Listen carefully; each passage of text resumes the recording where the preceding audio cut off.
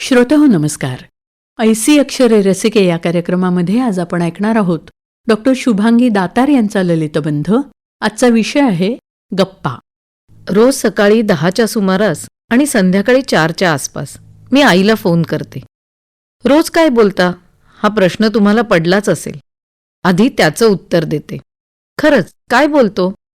कोणत्याही गहन विषयावरचं चर्चासत्र तर नक्कीच नसतं, पण खुशालीसाठी तू छान मी छान इतकंच काय ते.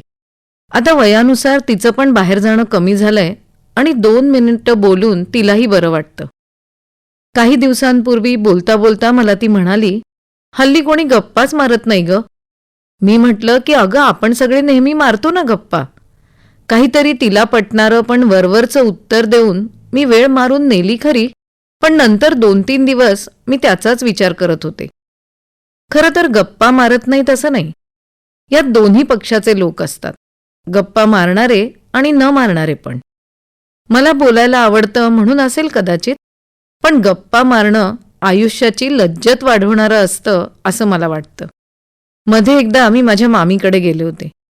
आम्ही दोघीही बोलक्या, त्यामुळे अगदी तोंड दुखेपर्यंत गप्पा. अर्थात तोंड दुखतच नाही ही गोष्ट वेगळी. शेवटी मी निघताना माझा मामा गमतीने म्हणाला की आता परत ये निवांत. मी कालपासून तुझ्याशी बोलण्याचा एंट्री पॉइंट शोधतोय, पण तुमचा एकातून दुसरा विषय कधी सुरू होतो मला कळत सुद्धा नाही आणि मी बघतच राहतो. शेवटी मी तो नादच सोडून दिला आणि आपलं बोलणं राहिलंच. त्यावर मामी त्याला म्हणाली, अहो लहानपणापासून कंटाळा आला ना की आम्ही कोणाकडे तरी जाऊन गप्पा मारायचो. फावला वेळ घालवण्याचं तेच तर साधन होतं. तिचा सूर असा होता की त्यात काय अवघड आहे. खरंच काय अवघड आहे. अर्थात हल्ली ते अवघड झालंय. असा काही नाही रे वर्गातला सूर आपण कशाला आळवायचा. म्हणून म्हटलं आज गप्पांविषयीच गप्पा मारू. गप्पा म्हणजे आठवणी, अनुभव, किस्से, भावना, आशा निराशा, गोंधळ, स्वप्न आणि शंकासुद्धा. जणू काही आपण एखादं ऑडिओ बुक ऐकावं असं वाटतं. काही पानं खूप रंगीबेरंगी असतात, आनंदाने ओथंबलेली, तर काही पानं ओलसर, डोळ्यांच्या कडा ओलसर करणारी. आपण दिवसभर सोशल मीडियावरच्या बातम्या ऐकतो, मेसेजेस वाचतो, पण हे सगळं एकतर्फी चालू असतं. गप्पा म्हणजे मात्र संवाद. मी कोणाचं तरी ऐकणार आणि कोणीतरी माझं ऐकणार. गप्पांचं सगळ्यात छान काय असतं माहितीये ना, की त्यांना स्थळ, काळ, वेळ, वय आणि विषय यापैकी कसलंही बंधन नाही.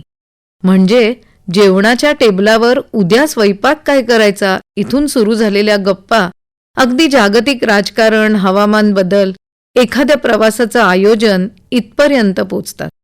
म्हणजे जेवणाच्या टेबलावर उद्या स्वयंपाक काय करायचा इथून सुरू झालेल्या गप्पा अगदी जागतिक राजकारण, हवामान बदल, एखाद्या प्रवासाचं आयोजन इथपर्यंत पोचतात.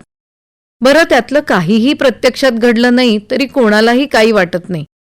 यावरून आठवलं की मित्रमैत्रिणींच्या गप्पांचं तर कायम असंच होतं. पहाटेपर्यंत गप्पा झाल्या तरी दुसऱ्या दिवशी आपण आठवत बसतो की आपण काय ग बोलत होतो. आणि हाच मुळी गप्पा मारण्याचा नवीन विषय होतो.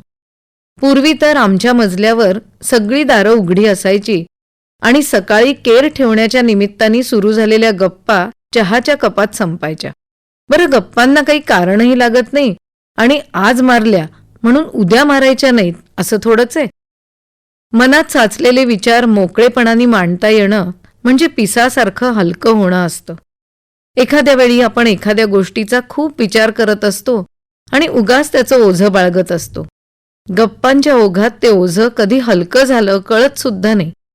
कधी नवी मतं, एखादी नवी कल्पना, कधी आपलं मत कसं चुकीचं आहे याची होणारी जाणीव, तर कधी मनाला उभारी देणारा आश्वासक विचार, असं बरंच काही या गप्पांमधून साधतं.